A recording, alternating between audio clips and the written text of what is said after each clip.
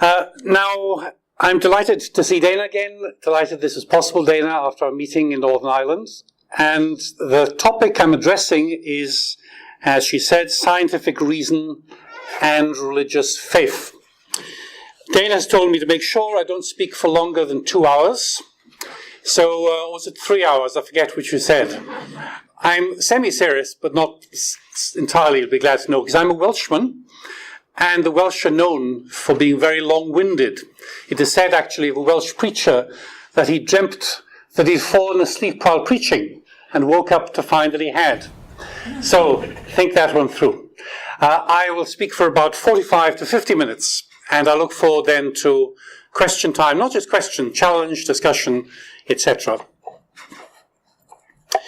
Well, in taking this topic, scientific reason and religious faith, I'm thinking of the widespread public perception shared by many in academic life, but not all in academic life, or indeed by all the public, of course, that when we speak of reason and of faith, we are talking of two different domains.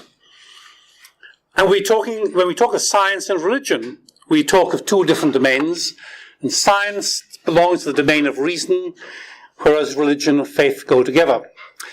And it's surprising to me the extent to which these are thought of in strongly contrasting terms in the public perception. Generally speaking, of course, I am generalizing there. And the implications of dividing up the world into the world on the one hand of science, which is rational, and the other of religion, which is matter of faith, the implications are profound. They're not simply to do with the way we think about faith and reason and science and religion. They have to do with public policy. If, as a matter of public policy, you try to advance something in the name of religion, for the most part in Western countries, you're making an elementary mistake, it would seem, because religion is something which exists as a private matter. It may or may not be true. You're certainly entitled to hold religious convictions, but religion cannot ground public policy, because public policy is to be grounded in those things which belong to the domain of reason. What could be more reasonable than grounding public policy in those things which have to do with reason? And of course, if scientific reason can direct public policy, all to the good. So the distinction between science and religion, as it plays out in the public sphere, is important. It's not simply a distinction for those people who want to think about science and religion. The consequence is that if public policy is never determined by explicitly religious convictions, if it's not meant to be determined by them, then you have a situation arising which is somewhat ironic, at least from the standpoint of religious believers.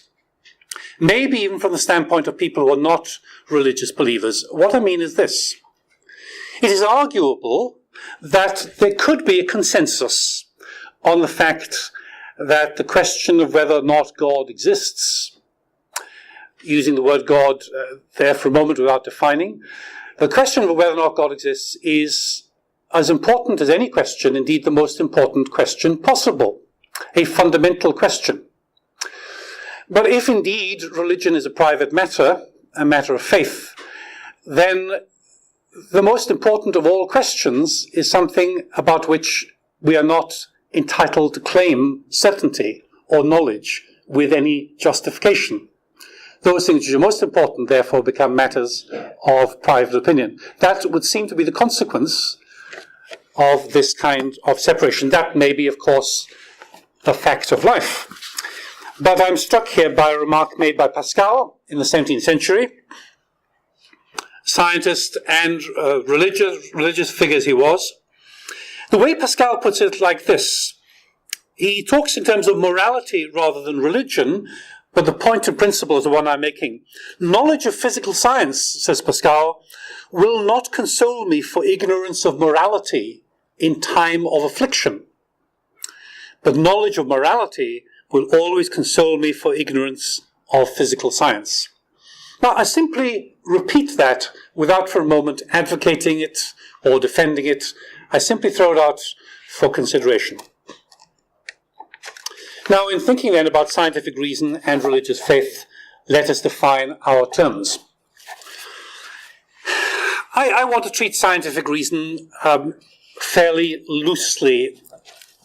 One thing which those of us, like myself, who have a background in the humanities, fail to realize very often is the sheer diversity of what happens within science, what goes under the name of science.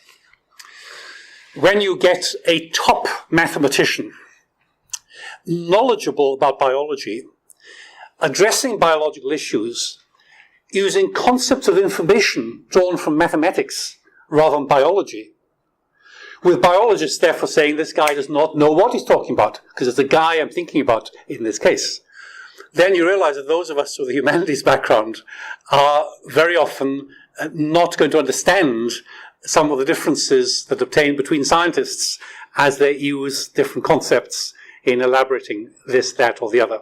So the word science I'm thinking of in a broad sense, although I'm thinking of it in the English language sense, where we apply it to natural sciences rather than the way we might speak of it in German, which would include knowledge of things to do with the human spirit, psychology, sociology. Well, of course, psychology has in any case a natural science component.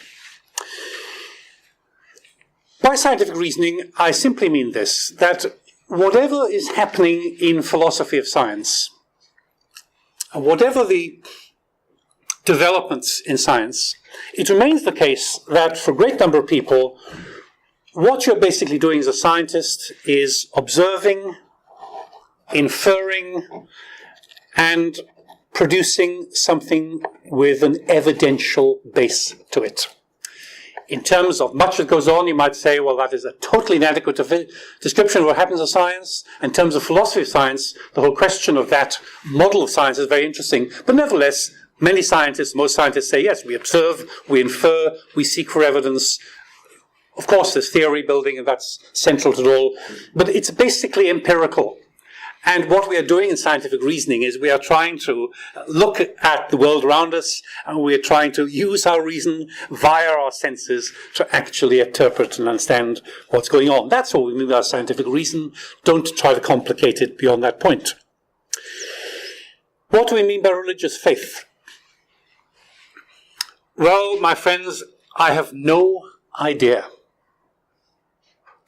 I have no idea what is meant by religious faith. If I ruled the world, a possibility which strikes me as for the first time realistic when I think of the inauguration of a certain figure over the border tomorrow, if that's possible, then it's possible also I will rule the world. If I ruled the world, I would, I think, start by banning the word religion, because I do not know what it means.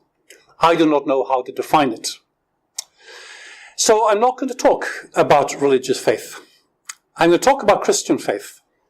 And the reason is not any demeaning of any other tradition that goes by the name of religion. Not any demeaning at all. It's simply that if you try to include Confucianism and Buddhism, which arguably should not be called religions at all, and Hinduism and Islam and Christianity, in some sort of survey of the relation of religious faith to scientific reason, where would you get? It would be a hopelessly unwieldy thing to do. Besides which, as I say, in its own right, the word religion is pretty well hopelessly elusive, although you have to use it in certain spheres, such as the sphere of law. I was discussing just before coming here, coming from Belfast, I was in a little consultation on law and religion. And of course, in the world of law, you have to have the concept of religion operative there. So it's operative for certain purposes. But I'm going to be talking about Christian faith only because I need to select a religion to talk about. And in this context, I think this is the most reasonable option to take.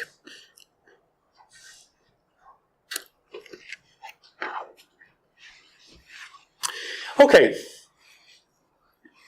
If I hold in my mind the notion of scientific reason, it doesn't matter whether or not I need to define it more tightly than I have. If I hold that in my mind, and the public perception of the separation between science and religion, faith and reason, if I keep those in mind, and I come to the New Testament documents,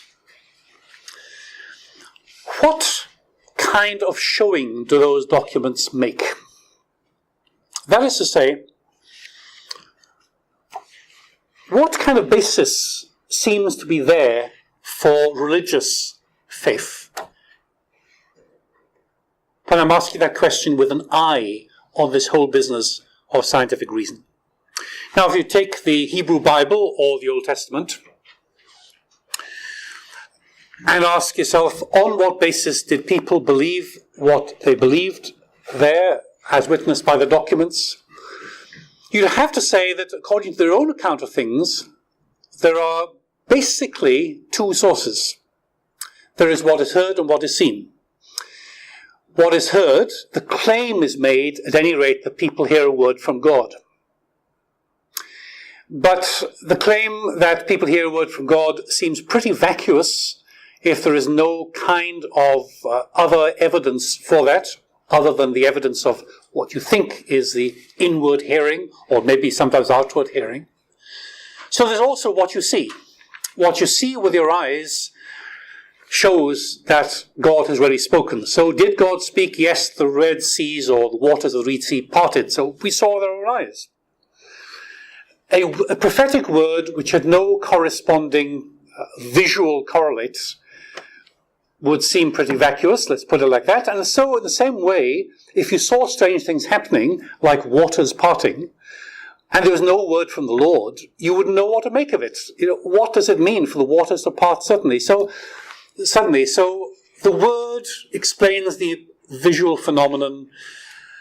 The visual phenomenon bears out the claim that a word truly has been spoken. Now, is that rational?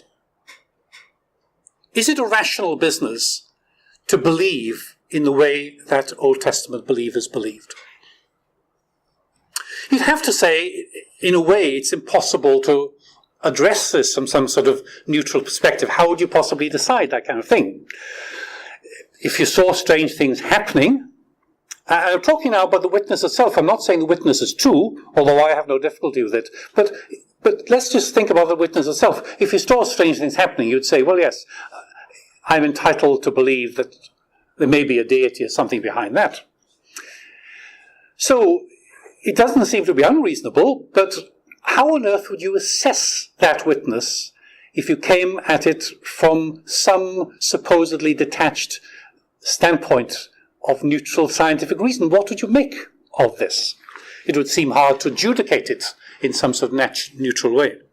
When you come on to the New Testament, things come closer to you, as it were. You're looking at things in a slightly different perspective. You have the same structure, except Jesus is central there, where God is the speaker in the Old Testament. Jesus is the speaker in the New, for the most part, of course, understood to be, in the full New Testament witness, a revelation of God, and indeed the very Son of God. Well, yet again here, there is the seen and the heard, there is his speaking the word of God, there is his doing of the miracles, according to the witness in any case. What is striking about it is that that witness seems to be thoroughly empirical in terms of its intention. Three of the senses are engaged. So one of the New Testament letters begins by talking about the things seen, and the third things heard, and the things touched. So sight, hearing, touch, three of the five senses are involved in the actual witness itself. Now, it seems then that if we had been talking tonight about Christians in history, rather than Christians in science, and talking about historical reason rather than scientific reason, you would say that the New Testament witness encourages deep interest in the empirical. And it's borne out by the fact that, for example, at the beginning of his gospel, Luke speaks about the fact that lots of stories of Jesus flying around. Many people have undertaken to write an account of them. I'm going to write an orderly account of them, he says to someone called Theophilus. We don't know who that was. Why is he writing an orderly account? Well, he's writing an orderly account so that Theophilus may know the truth of the things he's been taught. The phrase is interesting because what is being said is, I'm writing this account so that you don't have blind faith. Prominent atheistic scientists regard religious believers, in this case Christian believers, as people who not only have blind faith, but celebrate, make a virtue of the blindness of faith. Luke in his gospel seems to be saying, I'm trying to get rid of blind faith by writing this gospel so that you know the truth of things you've been taught. Don't just believe them because someone told you. I can give you the evidences. Now, we might say that Luke made it all up or got it all wrong. But the point is, what he's doing is encouraging a fundamentally critical attitude.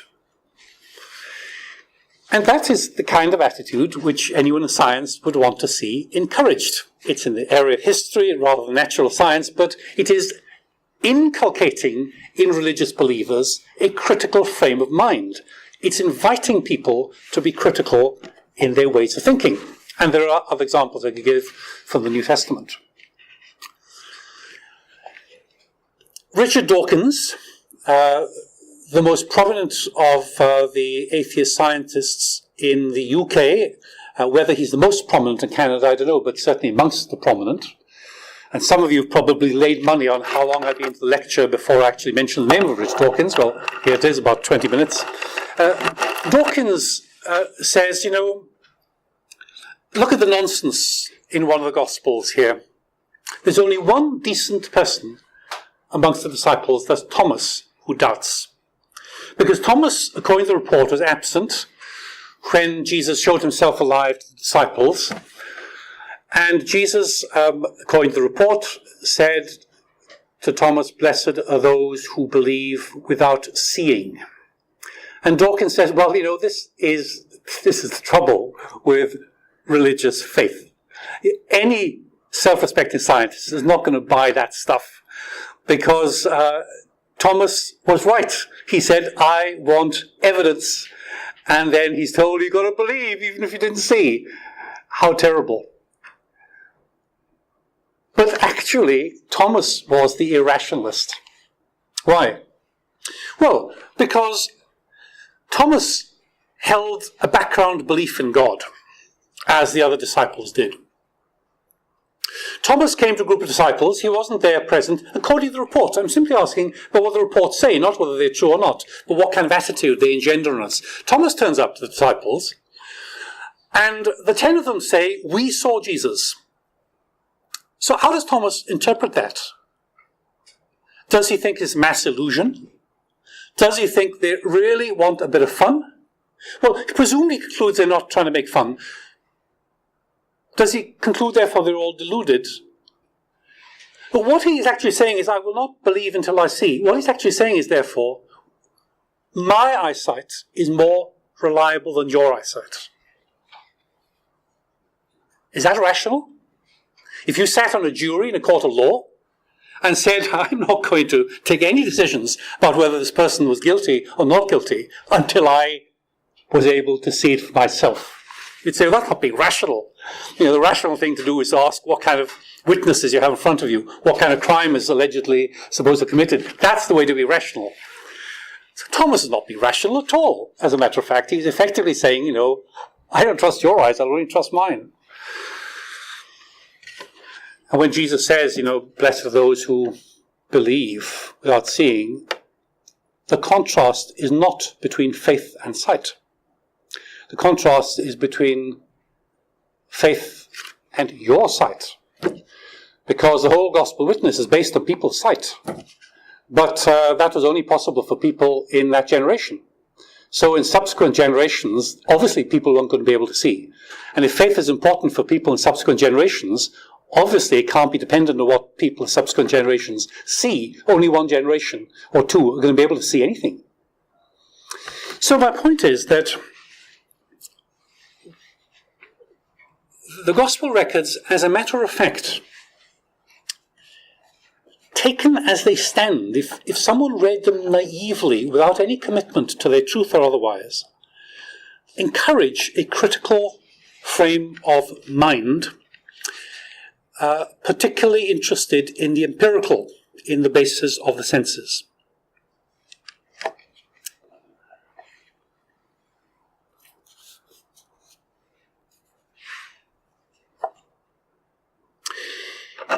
Now let's try to ground this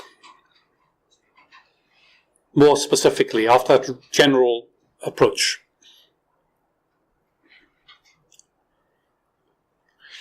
In thinking about scientific reason and religious faith, I want to use as my test case the question of creation. How do these attitudes of faith and reason play themselves out, science and religion?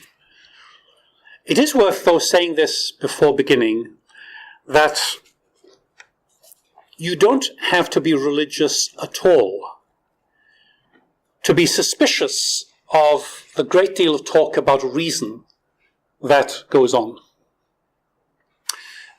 Forget religion.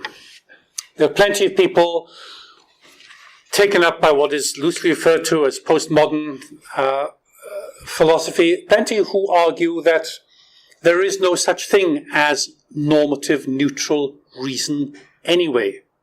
Reason is always tradition-based. Reason is always contextual. To talk about something called reason is itself already a mistake. That can be said without any religious convictions whatsoever. Its application to scientific reason is something I won't pursue for this very moment. I'm making a general point. Or take Nietzsche, for example.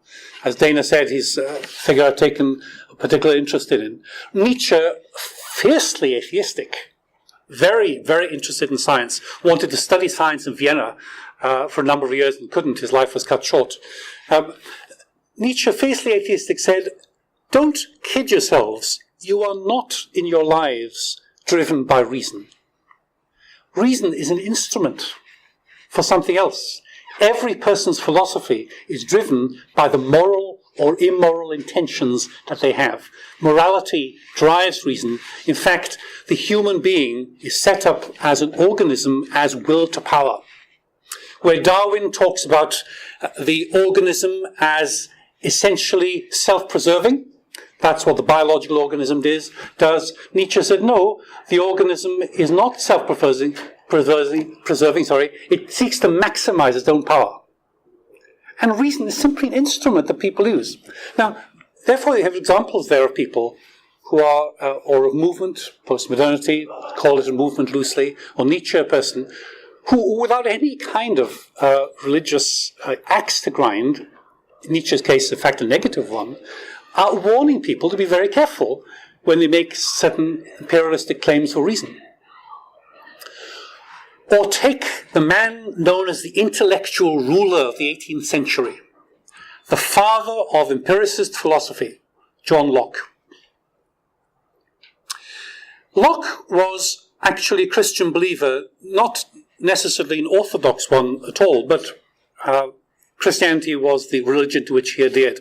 Locke's attitude was this. He said, look, as a philosopher, and he philosophized in a time of great interest in science in 17th century England.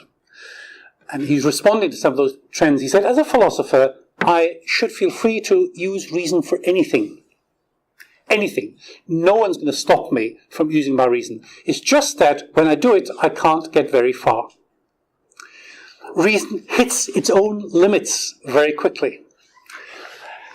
So it's not that religious people are saying, no, don't use reason. It's reason itself, when it begins to operate, hits its own limits. He applied that to science, as a matter of fact, as well. And he has very, very interesting observations on the way in which observation and theory relate to each other. My only point is, therefore, that if I've said a word about faith and its basis, let's be cautious in what we say about reason. All right, let's take now the challenge to the Christian view of creation. For me to give a worked example here.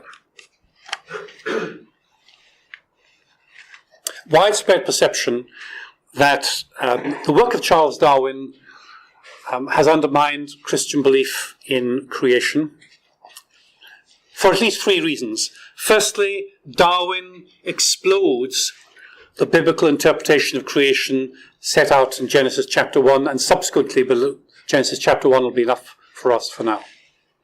Darwin explodes that. Either scientific reason or biblical faith, you choose. Secondly, Darwin explodes the belief that the world around us shows evidences of divine design. Those things which had been taken as evidences of divine design, says Darwin, are things which can be accounted for quite naturally by natural selection. The appearance of design is given by natural selection. Thirdly, Darwin shows up the problem in a particularly dark hue, a problem which people already had, namely the problem of suffering and evil, because Darwin shows that prior to the emergence of humans, there was suffering in creation. And evidences of that, the cruelty in the animal world, explodes any decent, rational belief in God as omnipotent and caring creator. So here's the clash between scientific reasoning and religious faith. Now, before I proceed to take those three areas, interpretation of the Bible, the argument for the design of the cosmos, and the question of evil, which of course I'm treating all too briefly, please understand that. In a short space of time, I'm going to sound much more dogmatic than I might want to be in detailed discussion, so I look forward to your challenges and questions. Let's just correct certain perceptions about what happened when Darwinism emerged. And I just want to mention two things. Firstly, although indeed people who read Darwin's work were affected in their own reading of Genesis, on the whole, the reading of Genesis, which read Genesis literally, was challenged much more by discoveries in ancient Near Eastern culture, civilization, and literature than by anything Darwin said. In other words, people began to read documents from the ancient Near East, and reading those documents, they said, wait a minute, we have accounts here of things like creation and flood and things of that kind, and here it's in the Genesis as well. If there are accounts of those things happening elsewhere, what does that tell you by the account in Genesis? That troubled people much more in terms of interpreting Genesis than anything Darwin himself said. Second thing is that Darwin himself, and please excuse me, this may be known to a number of people, I just don't know the background of people here, and no doubt you're from different backgrounds, so forgive me if you're saying to yourselves, we know all this. But Darwin, when Darwin's work came out, a number of conservative, strongly conservative biblical scholars and theologians had no difficulty with what he said. Except, they said, we believe that if there is a mechanism of evolution, it is God created. God is behind it. That's where Darwin went wrong. But evolution as a mechanism, we have no problem with that. As long as you say that God used it. But that's just a historical remark. You could, of course, give you actual sources for that. That was how certain conservative believers responded. So I want to say that first. Now, quickly then, these three areas. Don't worry, the 2 hours business was an entire jest. As you know, I'm sticking strictly to the 50 minutes or so. How should scientific reason and biblical interpretation be related together, given that religious faith and biblical interpretation are connected? Had an email come in the other day from someone who is an agnostic, and he said to me that he had begun to be quite open to Christianity. He said, until he found out that certain people began to read Genesis non-literally. While people read Genesis literally, he had some openness to religion, even if he disagreed with Genesis. But he said, when I found out people saying, well, you don't have to take Genesis literally, he said, I began to lose interest in the whole thing, because if people chop and change just, to suit themselves, I don't want this. Because scientists say evolution happened, if people say, oh, well, yes, really, let's reread Genesis, and after all, it doesn't say you should take it literally. He said, I have no respect for religion, which simply shifts with the winds of science and reason, even though himself was agnostic. Now, in one respect, he was right in that it is not right for us to change our interpretation of any text, in this case the biblical text, on the basis of what science says. The fact that science discloses certain things about the world doesn't mean that suddenly I'll say, oh, well, Genesis must have meant something quite different then, mustn't it? That has no rational justification. But what can happen, historically has happened, and ought to happen, is that if something strikes us as scientifically well-grounded, if that's how it strikes us, and it collides with something in the Bible, and we have some reason to believe the Bible, then we're entitled to ask ourselves, are we reading the Bible rightly? Of course, entitled to ask ourselves also, are we doing the science rightly? But let's just think about the Bible here. This is exactly what happened, really, overall, with the case of the Copernican revolution and Galileo. Sometimes people talk about this whole business of Galileo and the Copernican revolution as a real tale of the clash between science and religion. Here is the church saying, the sun goes around the earth, and here are the astronomers saying, no, the earth goes around the sun, and the church tries to suppress what the astronomers say. Historically, it didn't happen like that. Galileo himself was a religious believer. There were plenty of religious believers who agreed with Galileo, and it is largely a political kind of argument. People supporting Galileo and against him were doing so for reasons of internal ecclesiastical politics. But the point is this, for our purposes. People said, when in the light of Copernicus, Galileo, Kepler, when in the light of that they became convinced that the earth goes around the sun, they began to ask themselves, does the Bible ever say that the sun goes around the earth? Let's let the science pressure us into reading a text in its own right, properly. And of course, the Bible never ever makes a scientific statement that the sun goes around the earth. Biblical statements include the sun rises. But I use that language. You use that language.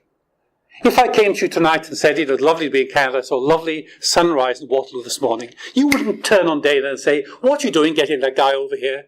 That guy seriously believes the sun rises. Don't have him talking to Christians of Science or anyone. We're using observation language. I talk about sun rising and the sun setting. So does the Bible. It's not making a scientific claim about what's happening to the earth. I mean, biblical writers and readers may have had all kinds of ideas. The point is, the testimony is to what the eyes saw. Now, the point for our purposes is this, that what is happening there is that the perception that a scientific discovery is well-grounded, the perception that actually there is good evidence the earth goes around the sun, forces people to go back to the Bible and say, not we'll change our reading because science says it, but read the Bible saying, as a matter of fact, did the Bible ever say that the sun goes around the earth as a scientific statement? They said, no, it doesn't ever say that. In its own right. That is the Bible in its own right. You're not pressing it to some odd reading. Now, this is not the place to enter into the interpretation and detail of Genesis. Very happy to do so in discussion if you want. My point is about strategies, ways of thinking about scientific reasoning and biblical interpretation. Many have adopted precisely this position with Darwinism. They have said we think that Darwinism or neo-Darwinism is well-grounded scientifically. That's what we think. If that is the case, and the Bible in Genesis is taken literally, we are in difficulties if we are Bible believers. Let's use that phrase. So we're going to go back and look at Genesis, and when we look back at it, we say, actually, this document should not be read literally. It was not intended literally, not meant literally. There is evidence within Genesis that it should not be taken literally. In fact, the more we go into it, the more we find that a literal reading betrays a complete distance from the world of the ancient Near East and Genesis. Now, for a moment, I'm not going to say who's right or wrong there, but the point is, what's happening is that religious believers, or Christian believers in this case, are conscientiously saying, maybe we're reading our Bibles wrongly, but when then they go back to the Bible, they don't say, I'm going to read it differently because Darwin said something different. They're saying, let's try to read it on its own terms. We realize now that we haven't been reading it correctly on its own terms. Read on its own terms, it's not even making certain anti-Darwinian claims. Now, it's such a huge issue, of course, you'll know that here I'm not making categorical statements. But that seems to me to be a proper way of relating scientific reason and religious faith. That where it is the case that science seems to be delivering certain claims and truths, where it collides with the Bible, and have some reason for believing the Bible, then the right thing to do is say, okay, maybe I wasn't reading it correctly. Now, of course, you might still say, but in the end, couldn't there be a collision? Well, we could talk about that. But I'm talking here about Darwinism and what happened to reading strategies in relation to Genesis. In the light of Darwinism, although historically, as I say, the reading of Genesis was controlled more by discoveries from the ancient Near East than by Darwin's own work. But still, in the wake of Darwinism, that's the way many people have read Genesis. They read it non-literally, on its own terms.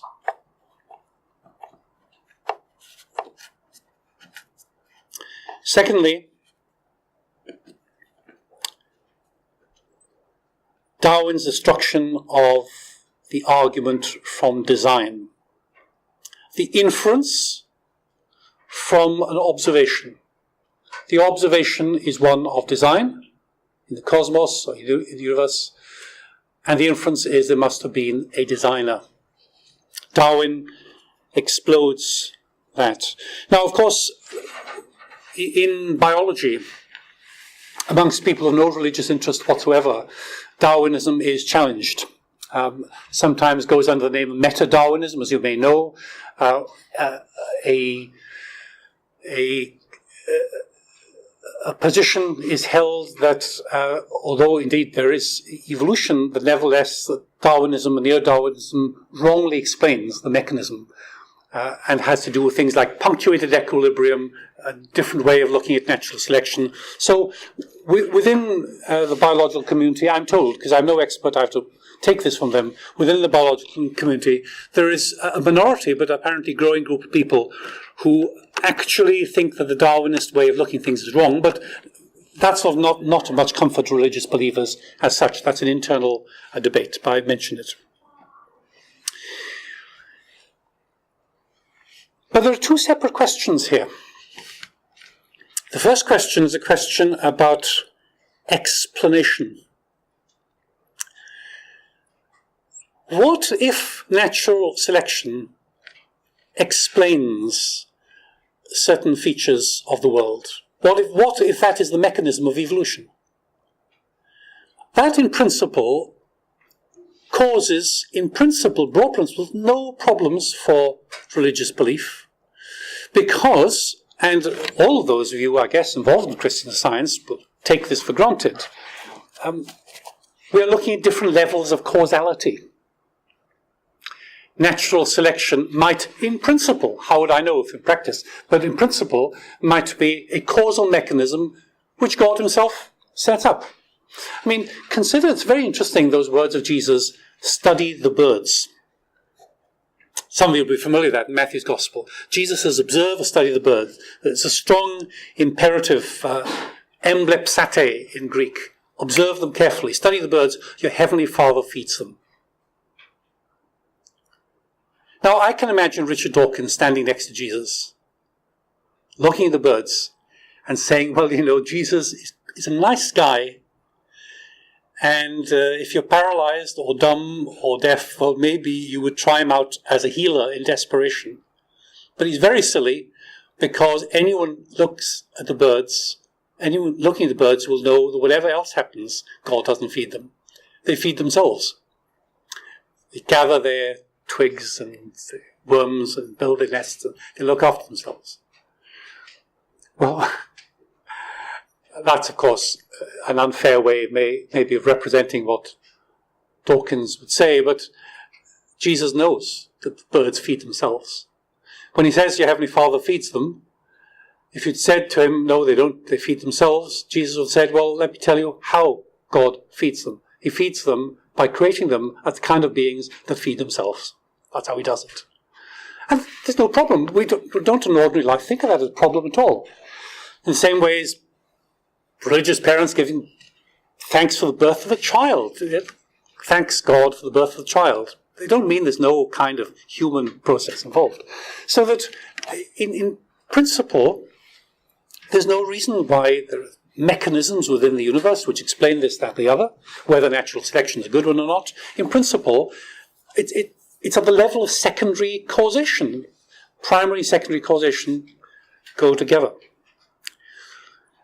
As for the inference from design to the existence of God, which is it's a separate question now, whether you can move from design to God's existence.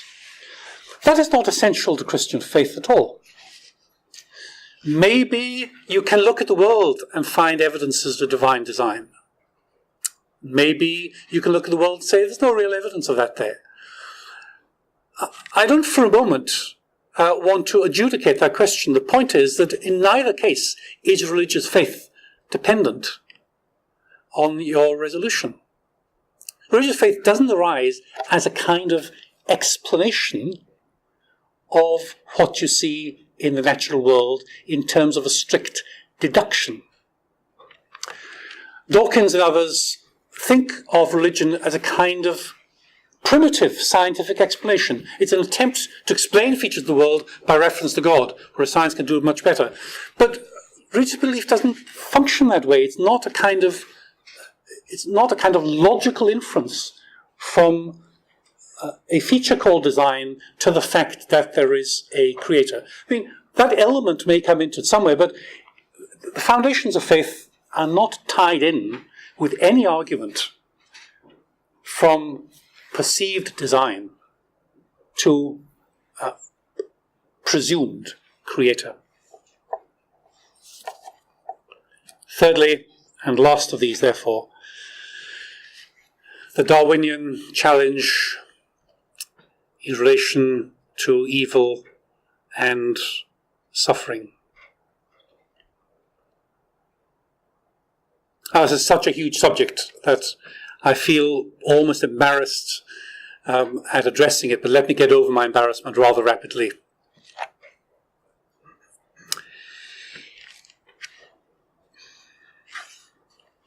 In principle, the same process as I described in relation to the sun going around the earth and the early chapters of Genesis applies here.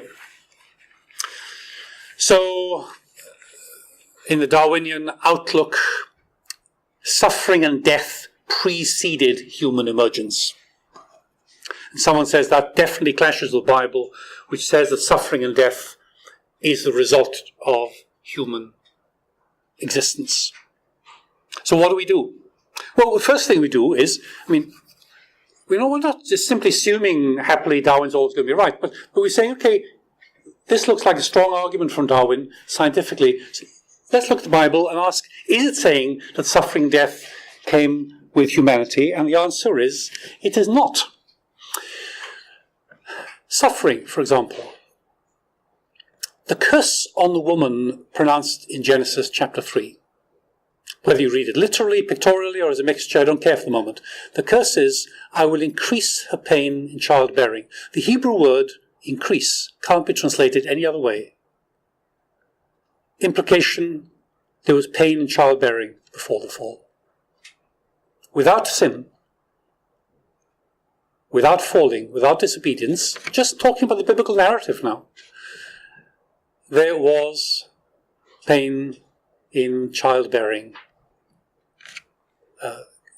conceived of. I will increase her pain. That's her penalty. Death. You know, chapter 1 of Genesis, it talks about the fish and the birds. As a Welshman, my favourite verse is Genesis chapter 1:21. In the old version, God made great whales. You know, none of your new translations about sea monsters. God made great whales. That's my favourite. Okay, so the fish and the birds and the animals in Genesis chapter 1. What kind of animals are they? Well, they're birds that eat worms. The big fish that devour little fish. In the book of Job, there is awe at this creator who created wildlife teeming with this activity. Job doesn't say it's the result of dreadful fall.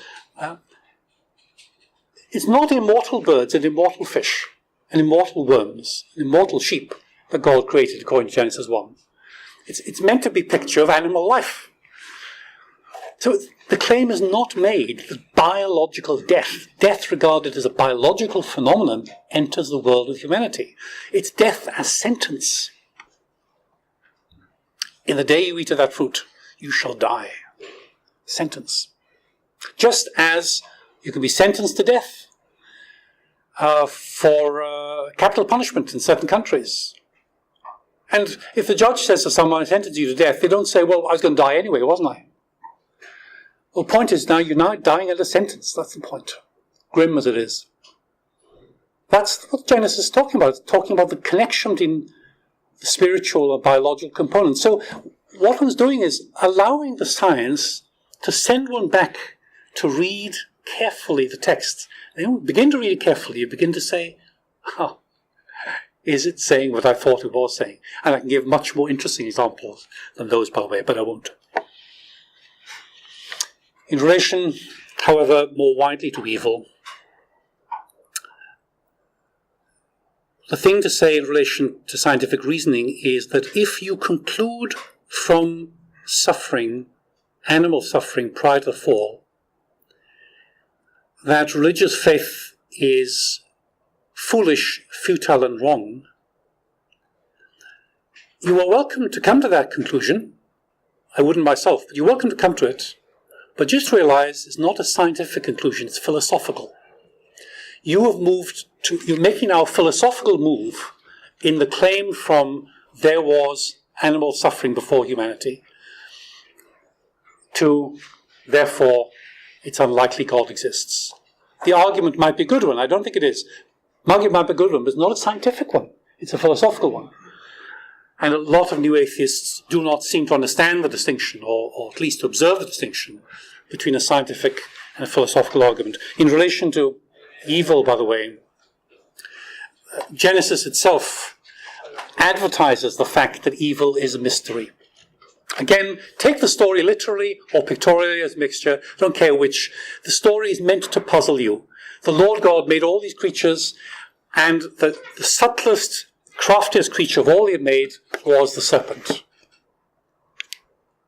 God had made the serpent. Where does the serpent's evil come from? It's as though the narrative in Genesis is telling its readers puzzle, mystery, odd, incomprehensible. The problem of evil, therefore, is not brought onto the text from outside. The text announces it. It shouts in your face, there's something odd going on here, there's something unintelligible going on here. It's almost as if the Bible is saying part of biblical faith is to believe in the incomprehensibility of evil. You almost want to say that. Now, a lot more could be said, and I'm tempted to say it about evil and suffering, but my time is up, and my point in any case has been, let's be careful about what is a scientific argument and what is a philosophical argument in relation to evil. So, I conclude. and I make simply two brief observations in concluding. The first is two objections that might come from you. One objection is, some people may say, you actually implicitly are giving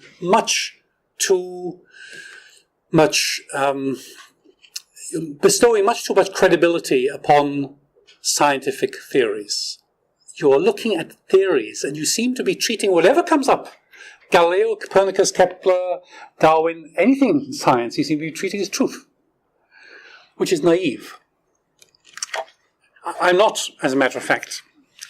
The word theory has to be explored, because in ordinary language, the word theory, the way scientists use the word theory, is not quite the same thing. But I'm not at all assuming that. In fact, some of the most interesting things to consider in this whole area are questions that arise in the philosophy of science about the nature of scientific certainty and the basis of scientific beliefs. So I'm not simply saying that any scientific consensus is bound to be right at all. All I'm saying is that when you have reason as a scientist to conclude that this is highly probable, then you work with that, you live with that, you think with that, and ask yourself what in the light of that it does to the Bible. There's another question then as to whether, scientific theories keep changing and so forth.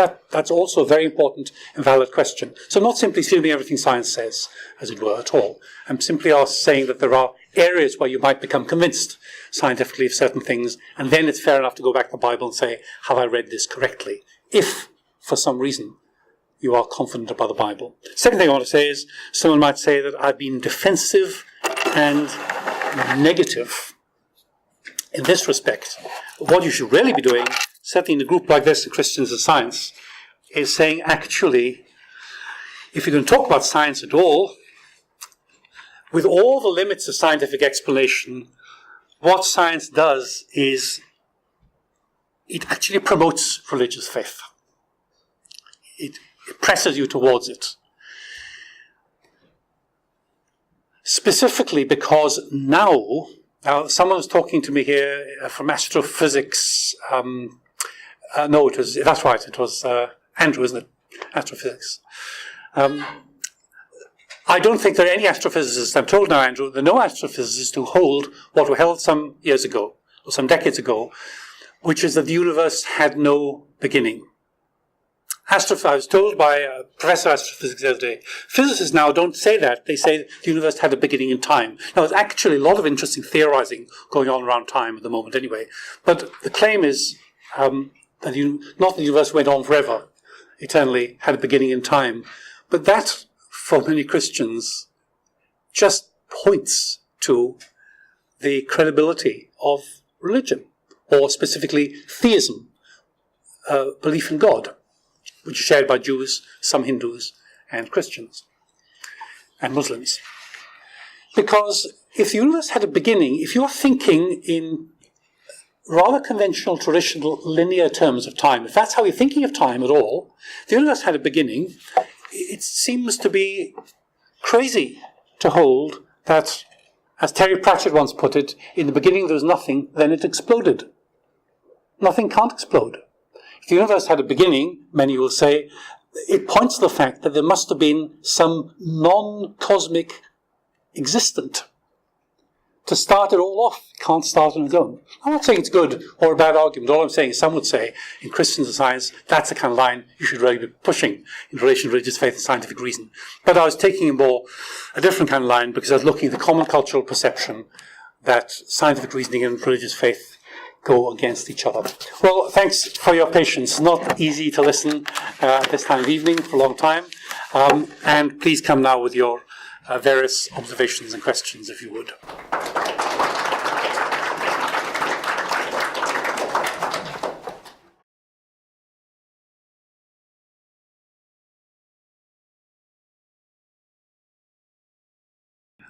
You're right, we've lost touch with our roots very often.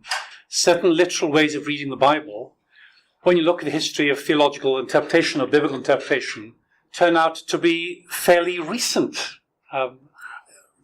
That's a sort of a broad generalization, but but certainly we've neglected certain key components. No, you're quite right. I listened some years ago to Catherine Blundell, who was then, I presume still is, Professor of Astrophysics in Oxford, a Christian believer. And Catherine Blundell was lecturing to a group of us who were mixed audience of scientists and people like myself who are non-scientists. And she was asked a pretty technical question. She paused and said, she's a very humble person, but she said, the answer to that is going to be too difficult for you as an audience. She said, so let me put it like this, okay? And she gave a kind of model or parable or picture. And I said to her afterwards, that's exactly what many interpreters in Christianity have done with the Bible. That God is, as it were, saying, look, you're not going to be able to understand these things, so let me put it like this to you. And of course, this is an ancient Near Eastern culture, not that we're more sophisticated.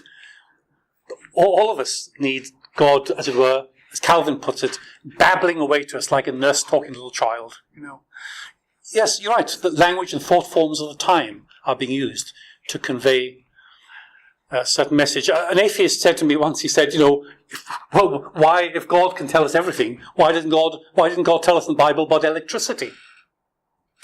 Well, I wanted to say to him, I don't think there's a Hebrew word for electricity anyway. But, it's because God wanted us to find out about electricity, not simply to tell us. You're right. In the history of thought, Christian thought, biblical language is accommodated to the audience. We all do that all the time, don't we? In Europe, it's less prevalent in Europe than in the States. I would be hesitant to single out Pentecostalism. I think that although Pentecostalism has contributed perhaps to a literal reading, it is nevertheless the case that it's only one of a number of streams. The literal reading has been there in the Christian tradition, quite strong, of course, including popularly. But its presence in the States is different from what you normally find in Europe, it's true. And I suppose there's more than one reason for that. I think Seventh-day Adventism, actually, historically, has been more, to the surprise of many Christians, has had more influence here than some other groups within Christianity. Also, biblical readings, interpretations of the Bible, are shaped by particular issues in certain social contexts, not others. So, for example, arguments about slavery and how to read the Bible about slavery can look very different in slave-owning societies from the way they look in others. And I suppose, you did have, in America, you had, the beginning of the 20th century, really horrible eugenic programs. So you have Stephen Ray Gould, who died some years ago, a major scientist, who was pro-evolution, not Darwinist, interestingly, but pro-evolution. And he read some early 20th century American thinkers, and he said, why, this is his way of putting it, why do otherwise intelligent people not believe in evolution? And then he said he began to read some of the literature coming out in the early 20th century in America, applying evolution to people and societies and what you should do with the poor and the weak. And he's horrified by what he read. And he said, I began to sympathize with some people who opposed evolution because they thought evolution was desperately damaging in eliminating the weak and unfit and sick in society. That seems, eugenics was marked in America at the beginning of the 20th century. And by way of reaction to that, I think you had literalism, plus the whole fundamentalist debate. Sorry I'm talking so long in my responses. I've already been talking a long time already. Yeah. How would you, specifically with your first 2 points, how would you respond to somebody who's saying you're just advancing a God of the gaps argument, where you're saying, our God goes up to science? How do you respond to that?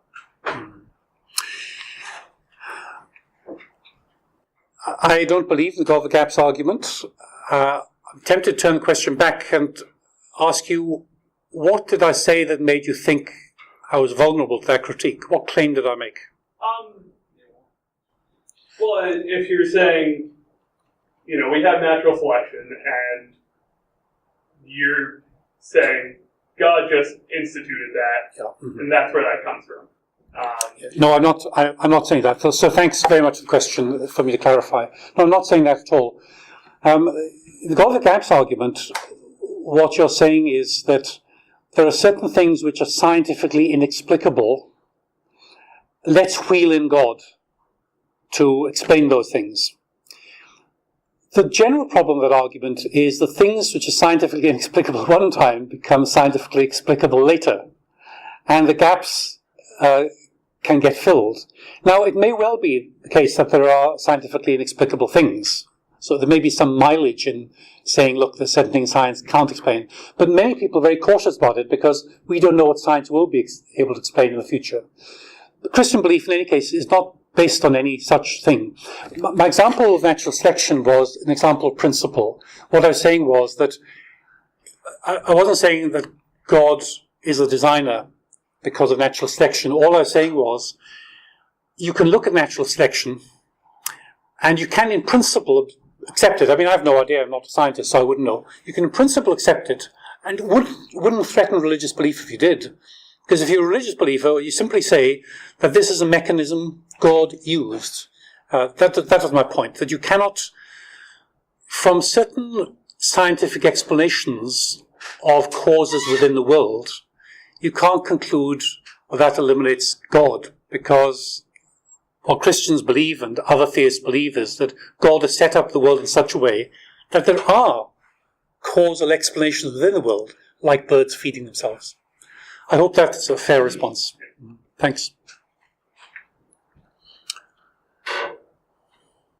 Yeah. There are technical arguments that Genesis says this, read literally, Darwinism says that, and there's a conflict that you address. But isn't, in some sense, what I tend to hear is the real conflict is that how could a loving, good God develop something like evolution in which everybody is somebody else's lunch? It seems so cruel and heartless relative to the picture of God, of a God of love that Christians proclaim. Isn't that really the tough question? I think it is. I think it really is a tough question.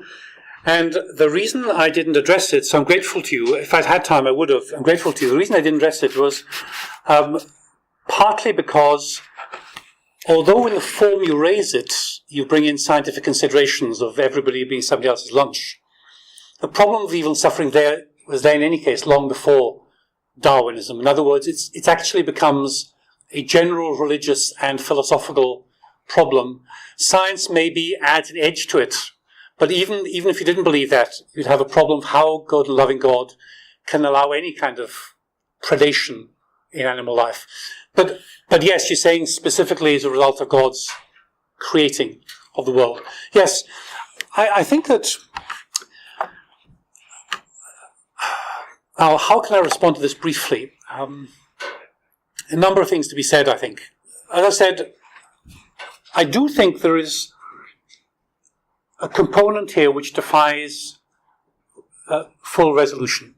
I think that's actually signaled by what I said about Genesis, about evil. There's a warning, there's something odd, because in the case of the serpent is a created animal in the narrative. And it's as though it's saying there's some disruption in animal creation. We don't understand it. I also then think that we need to make two other observations before I come more specifically to what you say. The other two observations are these. Firstly, any philosophy or worldview has difficulty explaining something. That Christianity might find that difficult, and other worldviews and philosophies will find something else difficult. So we're all in difficulty somewhere, rationally.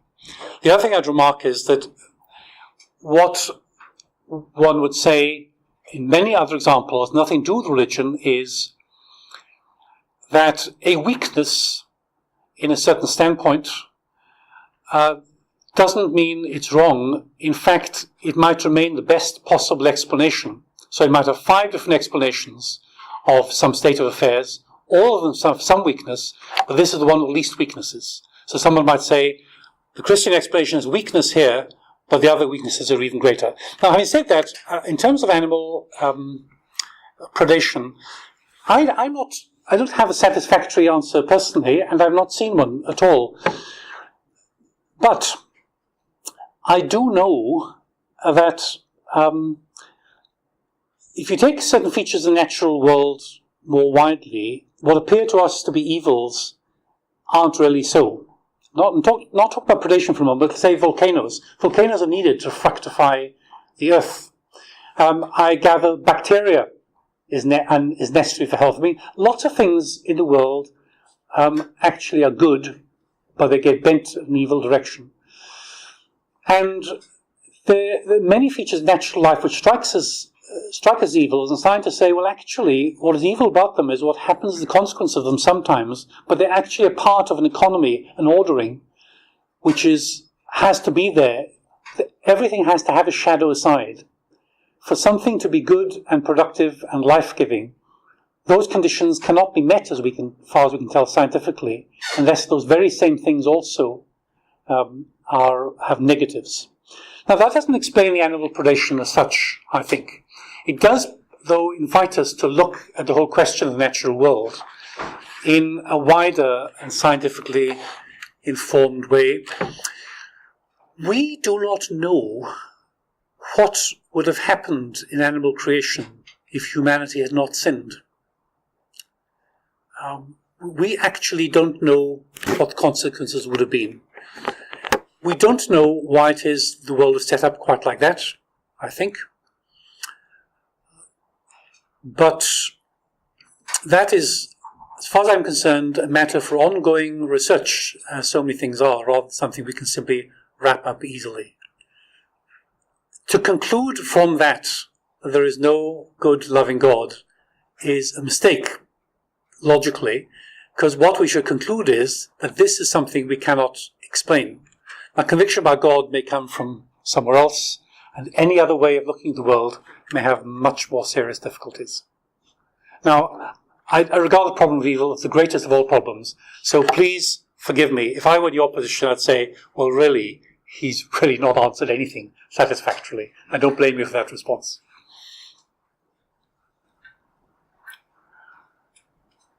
Yeah. So, I think we generally accept that when changes happen within the scientific community, it's seen as progress and, sort of like self-correcting in some sense. But when it happens within theology, so we have, different understanding of the text now, it's almost seen as being as going backwards, or that it shouldn't do that in the same way, in my opinion, that science does. So why do you think there's that? I guess that different standard. One is held to a different standard than another. I suppose the reason is, on the whole, it's a good question. The reason on the whole is that they're thought of as very different disciplines by many people, so that science is the kind of thing which is meant to be progressive and ongoing. If there were no developments and no growth of knowledge, science would be faltering and failing. Whereas it's held that religious Christian faith is built on certain firm foundations. All Christians at all times must believe certain things. And if you begin to tinker with those foundations, then you're going backwards. So that religious faith is a different kind of animal, as it were, if I can use the word animal. Religious faith is meant to be stable in certain respects, fixed in certain respects. So for the stable and fixed to be changed would be bad for it, whereas science is not meant to be. Science is meant to be. It looks itself as a progressive thing. I think that's why the attitude is there.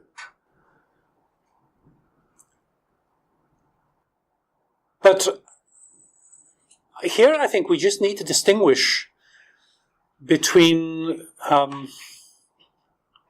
number of things. And since that's the way you asked the question, I'll say nothing more about that. Well, I will just say this, I can't resist it. I think that we should be thinking about progress in biblical interpretation, because it doesn't mean to say that there are no fixed points. that God created the world, that humans have sinned, that Israel was called, that Jesus died on the cross for sins, that Jesus rose again. No amount of interpretation of the biblical text will ever change that. Those things are there. But there might be plenty in the biblical texts that we are meant to develop in our understanding in. And I think that what happened in the early centuries really was that you have the New Testament written almost entirely by Jews. The one exception, as far as we know, is Luke, who wrote Luke in the book of Acts. Everything else written by Jews. You look at all the church fathers, and they were Gentiles. And I think the church, because of the tragedy of Jewish-Christian separation, the church began to lose touch with Hebraic ways of thinking and began to interpret its own texts out of certain Greek and certain Latin ways of reflection. And we have needed a recovery of the background against which we should be reading the biblical text. And that is progress, to my mind. And we mustn't feel threatened. We must say that maybe in centuries of biblical interpretation, in certain ways we went wrong. Not, as I say, in any fundamental things, which seem clear, but in certain other things we just deviated and we need to be called back, which is progress. Yeah. In your address to the problem of evil, why is there no reference to Satan at all? The oldest book in the Bible mentions Satan, Ezekiel mentions Satan, Isaiah mentions Satan, Jesus makes multiple references to Satan, the book of Revelation does. So without Satan doing and acting, the problem of evil is very difficult. With Satan, is there not a clear explanation why this evil happens? Thank you. There are two reasons why I didn't mention Satan. One is, I was not saying anything comprehensively about this whole problem. The problem of evil could take a whole separate lecture, a whole series of lectures, a whole series of books. So I was really taking one slice of that issue. The second reason is, I don't think myself, if I may take the liberty of disagreeing with you, I don't think Satan does explain. It simply pushes the problem one step further backwards. Because then the question is, how can God create a being capable of doing all these things? So if Satan is indeed the explanation for suffering, evil, things going wrong in the animal creation, we simply step back and say, okay, Satan, you say is the explanation for that. Now tell us how God could allow a being such as Satan to exist at all. But it's all back in the book of Isaiah, so I still don't see the difficulty. How does Isaiah explain why God created Satan, or if God created Satan? How does Isaiah explain that? Isaiah may, by the way, the passage in Isaiah you have in mind is interpreted differently by different people. I know the one you have in mind. But if that's talking about Satan there, okay? How is Isaiah explaining to us how it is possible for a good and loving God to permit the existence of Satan or to create Satan? Where in Isaiah is that addressed? Well, the book of Isaiah and the book of Ezekiel talks about a perfect being that was created perfect and then rebelled. And because of the freedom of choice that the loving God allows. So just like a child can reject their parent, so one created being has rejected God. And now God allows this evil to play out before finally destroying it, like we're promised. But the question remains, how can a good and loving God create a being, perfect being, which he knows will effect such destruction in his creation? How can a good and loving God do that? I mean, as a good and loving parent, I might permit my child certain freedoms. But as a good and loving, if I permit my child a freedom to get a gun and to go around shooting everyone in the neighborhood, you might say, how as a good and loving parent did you permit that when you could have prevented it? And I'd have to answer you. So you have to answer me. Well, you only control your child until the age of accountability, no? What does control child until? When they're an adult, there isn't much you can do about their actions. So God was powerless. No, he allows freedom of choice.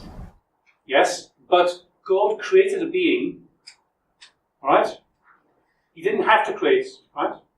Chooses to create a being with such freedom of choice as to be able to destroy it. How is that consistent with a loving and good God? That's the question. He didn't have to create any of us, but he did.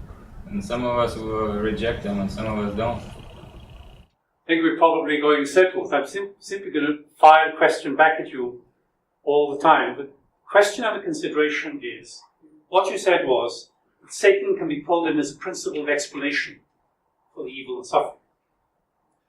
The core of the problem of evil and suffering, whether it's thought of popularly or it's thought of by philosophers logically, the core is how it is that evil and suffering can coexist with God of sufficient goodness and sufficient power. Now that problem remains if there is Satan. Because the question then becomes, how is the existence of Satan consistent with a God of goodness and power? So you have exactly the same problem as you would have if you didn't talk about Satan. So if God destroyed Satan, would we solve the problem? God destroyed Satan? If God were to destroy Satan, would we solve the problem? What many people would say is that Christian belief here is incredible. You've got to give up either suffering, evil, Satan, or the goodness of God, or the power of God. Now, we know there is evil and suffering. As far as you're concerned, that's Satan as well. So we can't give that up. We must therefore give up either the goodness of God or the power of God. God promises to destroy Satan, so he promises to solve the problem. But it's a problem still, is it not? If God's destruction of Satan is way in the future. Okay? Nearer now than it ever was. Here and now what? Nearer now than it ever was. We're inevitably coming to the second coming, which Jesus also promised. It's certainly part of the Christian worldview. Of course, you're right that there is an end of all things. But the extent to which that solves the problem, for many people, will be very small. Because if for the course of human history, Satan's been allowed his ravages, and you're told, don't worry, at the end of it all, you'll be destroyed, I might say, but all history until now, he's been doing the destroying. It's no comfort to me that at the end he's going to be destroyed. That's the way the argument would go. Yes, but if Jesus were to come 100 years ago, none of us would exist. So we exist and we'd have a problem with our existence. I'm happy to continue this, but you may think that it's run its course. I don't know. Yes. Thanks very much.